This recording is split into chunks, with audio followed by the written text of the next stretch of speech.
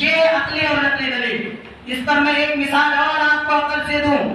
ہم اور آپ مدینہ جانے کی خواہش کرتے ہیں.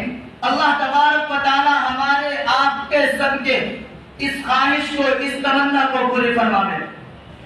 آپ جانتے ہوں گے مدینہ کے اندر ایک روضہ ہے، اس روضے کے اندر ایک مزار ہے، اس مزار کے اندر آمینہ کے لال عبداللہ کے لختے جگر مدینے کے تاجدار جناب محمد رسول اللہ صلی اللہ علیہ وسلم مدفون ہے. ہم کہتے ہیں ساری دنیا میں آپ اگر جائزہ لیں گے، ایک شہر مکہ بھی ہے، ایک شہر مدینہ بھی ہے، ایک شہر لندن پیرس بھی ہے، امریکہ میں بھی ہے، ہندوستان کے اندر بھی ہے. میں آپ کو ہندوستان سے سمجھانا چاہوں گا. ایک شہر سعودی عرب کے اندر ہے جسے مدینہ کہا جاتا ہے. ایک شہر ہندوستان کے اندر ہے جسے اجمیر کہا جاتا ہے. روضہ مدینے میں بھی موجود ہے، روضہ اجمیر میں بھی موجود ہے.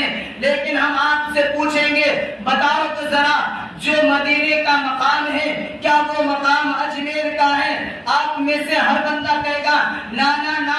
میں آپ سے پوچھوں گا کیوں نہیں؟ کیا سعودی کوئی ملک نہیں؟ آپ کہیں گے ہاں. میں پوچھوں گا کیا ہندوستان کوئی ملک نہیں؟ آپ کہیں گے ہاں. میں پوچھوں گا کیا مدینہ کوئی شہر نہیں؟ آپ کہیں گے ہاں. میں پوچھوں گا کیا اجمیر کوئی شہر نہیں؟ آپ کہیں گے ہاں. میں پوچھوں گا کیا مدینے کے اندر کوئی روضہ نہیں؟ آپ کہیں گے ہاں. میں آپ سے پوچھوں گا کیا اجمیر کے اندر کوئی روضہ نہیں؟ کیا اس کے اندر اللہ کا ولی موجود نہیں؟ کیا اس کے اندر اللہ کا ولی موجود نہیں؟ آپ میں سے ہر بندہ کہے گا ہاں ہاں، دونوں جگہ یہ باتیں پائی جاتی ہے. پھر میں آپ سے سوال کروں گا، ملک وہ بھی ہے، ملک یہ بھی ہے، شہر وہاں بھی ہے، شہر یہاں بھی ہے، روضہ وہاں بھی ہے، روضہ یہاں بھی ہے، اس کے اندر بھی اللہ کے ولی، اس کے اندر بھی اللہ کے ولی. پھر کیا وجہ ہے کہ مدینے کا مقام بڑا ہے، اجمیر کا مقام بڑا کیوں نہیں؟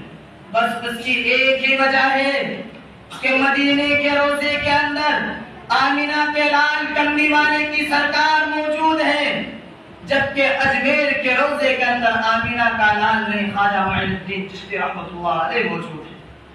کیوں کہ اگر حضور کو ہر جگہ موجود مانیں گے تو جو مقام مدینہ کا وہی مقام اجمیر کا. اس سے بھی بڑھ کر کہنے دیجئے جو مقام مدینہ کا وہی مقام ہمارے کرواڑی کا بھی ہوگا. لیکن ہم مانتے کہ نہیں. کیوں بھائی؟ اس لیے کہ اس مدینے کے اندر حضور موجود ہے، اس مدینے کے اندر